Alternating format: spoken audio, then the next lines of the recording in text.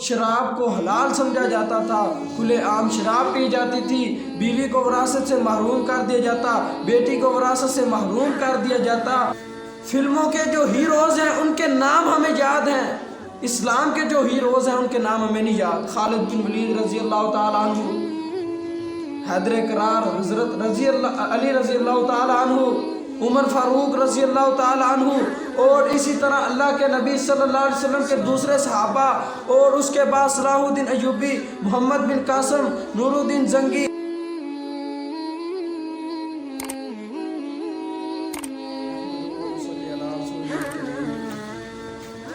اما بعد، عن ابی ہریرہ رضی اللہ تعالی عنہ قال قال رسول اللہ صلی اللہ علیہ وسلم بدا الاسلام غریبا وسيعود غریبا کما بدا غریبا فطوبى للغرباء او کما قال النبی صلی اللہ علیہ وسلم، رواہ مسلم۔ ہر قسم کی حمد و ثناء، بڑائی کبریائی اللہ احکم الحاکمین کی ذات کے لیے،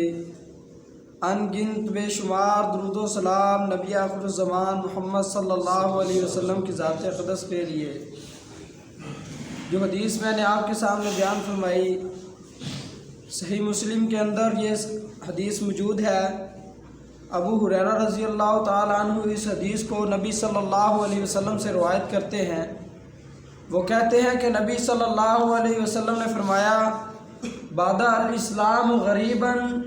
اسلام جب شروع ہوا اس وقت بھی اجنبی تھا، وسيعود غریبا، اور ان قریب یہ دوبارہ پھر اجنبی ہو جائے گا، کما بدا غریبا،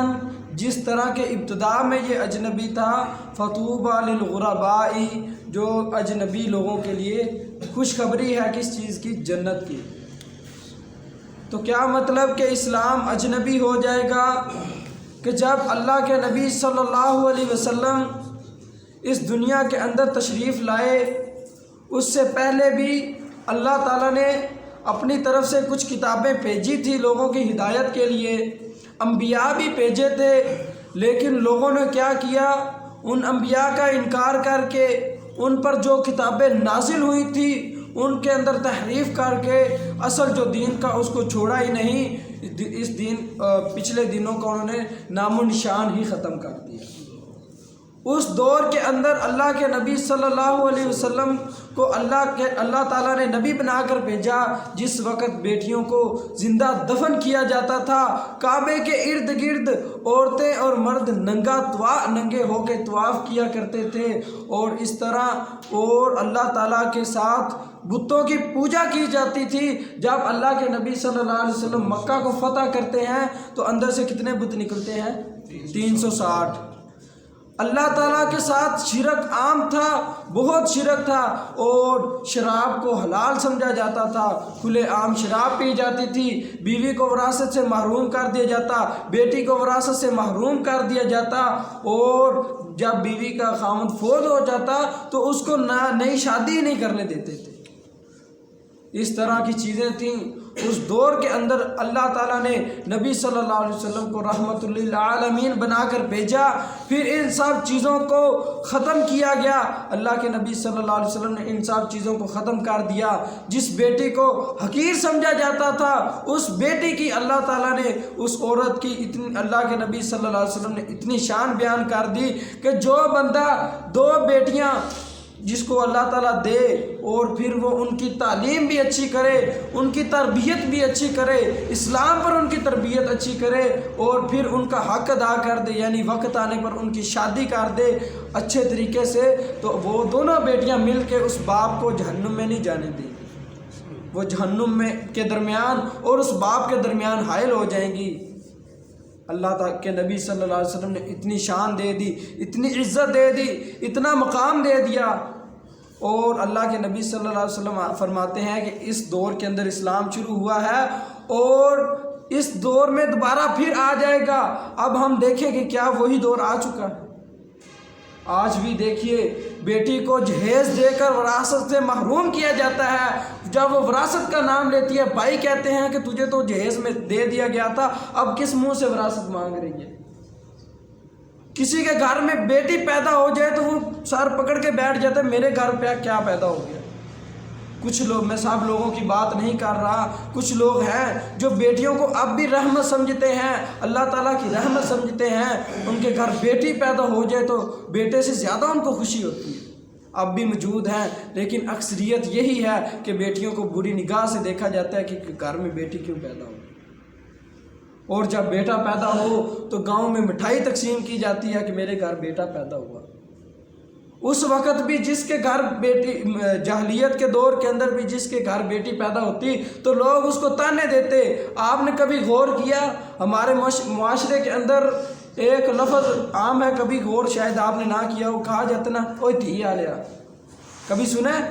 اوے دھی آ لیا تو کی مطلب ہوتا ہے کہ اگلے نے تانا دے رہے ہوتا ہے، وہ اپنی طرف سے اگلے کو، دوسرے کو گالی نکال رہا ہے، کیا کہہ کے اوے دھی آ لیا۔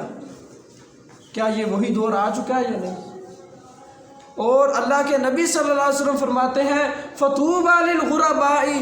اجنبیوں کے لیے جنت کی خوشخبری ہے۔ تو اجنبی کون لوگ ہیں؟ کہ جو لوگ اسلام کی دولت جن کے پاس نہیں ہوگی وہ مسلمانوں کو برا سمجھیں گے، اور جن کے پاس یہ دولت ہوگی وہ ان کو برا سمجھیں گے، نیک لوگ بد کو برا سمجھیں گے اور بد لوگ نیکوں کو برا سمجھیں گے، اور یہ دونوں آپس ایک دوسرے کے ساتھ بیٹھنے سے کترائیں گے۔ آج دیکھیے کہ ایک مولوی کو گالی کے طور پر استعمال کر دیا گیا۔ ایک مولوی کا جو امیج اس معاشرے کے اندر بن چکا ہے وہ بہت ہی خطرناک ہے کہ مولوی پتہ نہیں کیا بلا ہے، ہماری خوشیوں کی دشمن ہے، ہمارے رسم و رواج کا دشمن ہے، ہماری ہر خوشی کا دشمن ہے۔ تو اللہ کے نبی، اور جو وہ اجنبی کس طرح ہوں گے کہ جب لوگ ان کو برا سمجھیں گے پھر وہ اپنے جیسوں کے پاس بیٹھیں گے، نیک لوگوں کے پاس بیٹھیں گے، اور اس طرح وہ معاشرے کے اندر اجنبی بن کے رہ جائیں گے۔ آج دیکھیے کہ ایک سنگر ہے اور ایک کرکٹر ہے، جو دنیا کے لوگ ہیں ان کے نام سب کو یاد ہیں، اور اگر